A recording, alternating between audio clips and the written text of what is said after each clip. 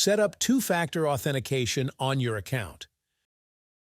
Two-factor authentication adds an additional layer of security to the authentication process by making it harder for attackers to gain access to your devices or online accounts.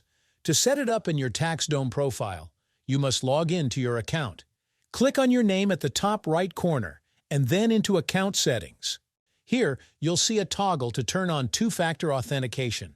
Click on it to enable it and then enter your password. Once you do that, a new window will appear and instruct you on the next steps you need to take.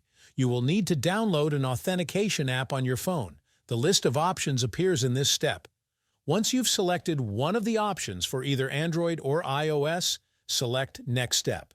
In Step 2, scan a QR code with your app, which will show a temporary numeric code.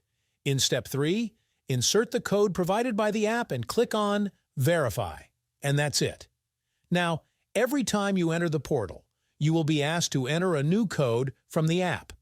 Once you've set it up, the option to turn on a backup authentication method through SMS will appear.